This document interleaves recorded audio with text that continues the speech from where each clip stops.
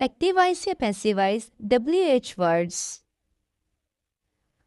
WH words कौन से होते हैं? Why, what, whose, whom, when, where, how much, how many. ये वैसे के वैसे ही लिखे जाएंगे, सिर्फ हु को हमने बाय होम में कन्वर्ट करना है।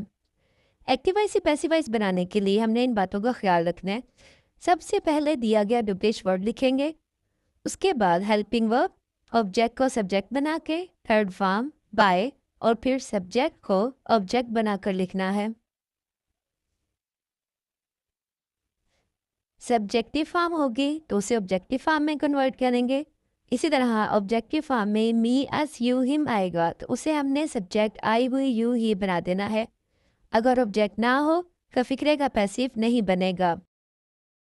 For example, why has he beaten you. WH word why वैसे का वैसे ही आ जाएगा। उसके बाद हेल्पिंग वर्ब हैज़ था वो हैव बीन में कन्वर्ट होगा।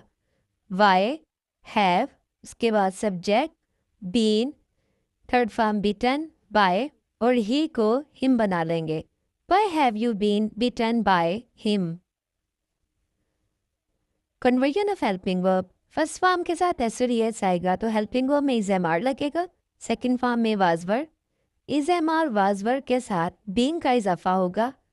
विल शैल बी में कन्वर्ट होगा। इसी तरह हैज, हैव, विल हैव के साथ बीइंग का इजाफा होगा।